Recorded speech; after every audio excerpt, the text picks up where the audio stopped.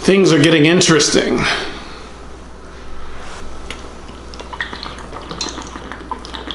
Let's go.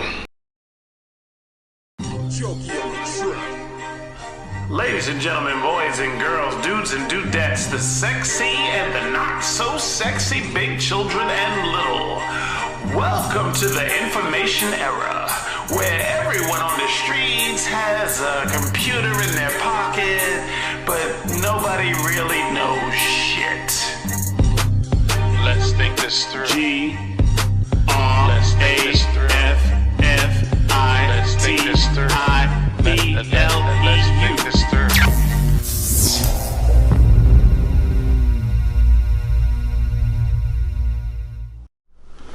LTTT, episode 6, final.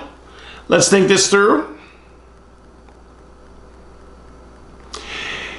You know my name already, so let's skip any introductions you may have already heard before, and let's get right to it. We will briefly tell you how this podcast works as far as breaking down different topics. We will be using the scientific method to break down topics. That being said, there are many different variations of the scientific method. Some have 4 steps, some have 5, 6, and 7. The variation that best serves the artistic vision of this podcast is a 7-step method, which is as follows.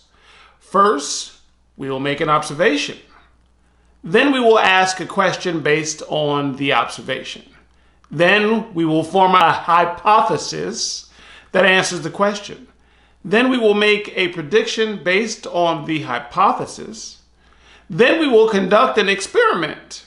Typically, a true scientific experiment is held in a controlled environment where all of the variables remain the same. Since I am not a scientist and I am an artist, I will bend experiment into experience and testify my life experiences relating to the topic of any given show. Or I will be speaking on the human experience, giving examples of historic events in popular culture that relate to the topic of any given show. The experience will be chosen by how well it provides context in supporting the hypothesis. After all of that, we will analyze the data, simply doing a brief reflection of what we discussed. Lastly, we will leave the final step of this scientific method with an artistic spin that is up to you. You can either accept my wisdom, the data I've collected, and perspective I have framed and communicated to you, or you can reject it, basically telling my opinion and experience to go kick rocks. And that is perfectly fine. Why? I'll tell you. It is because I have absolutely no desire to convince you of anything. My job is to fill the space between your ears with critical thought. Critical thinking is a good thing. So, let's make an observation. Our government, in concert with popular media, made a pretty big deal about making Juneteenth a national holiday. So now let's ask a question based on the observation. I have actually more than one question tonight. My first question is this designed to pacify people of African descent in this country? My second question is, why are we always recognizing the African American community with public acknowledgments, but not protecting them with legislation? My third question, the third and most important question is, does government ultimately serve the will of the people?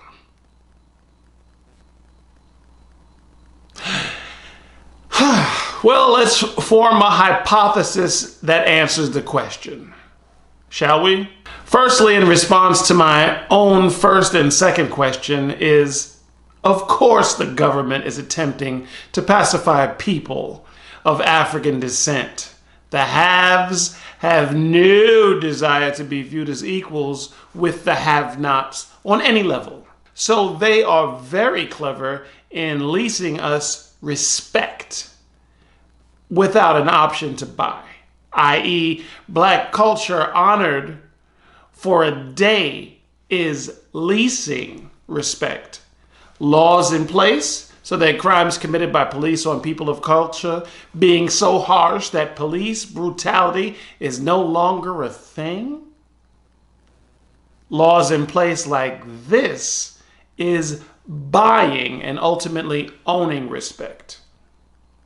To follow that, the answer to the third question, does government ultimately serve the will of the people, is no.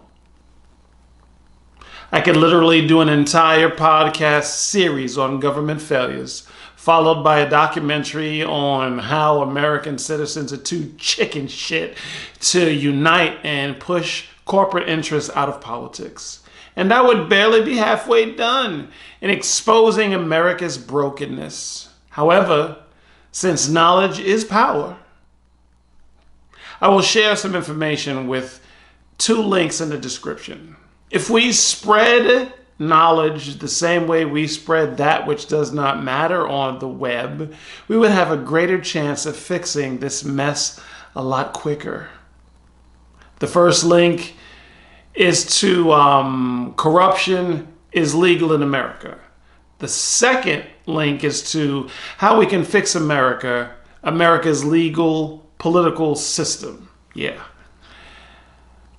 So now I'll make a prediction based on the hypothesis. I predict that after we examine a few examples of America's behavior in prior experiences, that we will simply confirm what we already know about the class system in the United States of America. Now it is time for our experiment/experience. The Ballot or the Bullet is the title of a public speech by human rights activist Malcolm X. In the speech, which was delivered on April 3rd, 1964 at Corey Methodist Church in Cleveland, Malcolm X elaborates on how America has a unique opportunity to have a bloodless revolution in regards to people of color or any group of people that is disenfranchised in their quest for equal rights. Typically, and I'm paraphrasing here, typically revolutions are a very bloody ordeal. It is my belief that when Malcolm X made this statement, he was doing it looking through the lens of an activist who was doing everything in his power to facilitate this change. To move forward with this bloodless revolution, all America at large had to do was to act and act accordingly. However, with new information comes new understanding. It is my belief that if Malcolm X were alive today, he would conclude that America has no intentions on meeting people of color halfway. So people of color will either have to find a way to unite or continue on the path we are currently on. What do you think? Do you accept my wisdom? And at least respect the artistic spin I gave to this scientific method? Or do you reject my wisdom and want me to go kick rocks with bare feet?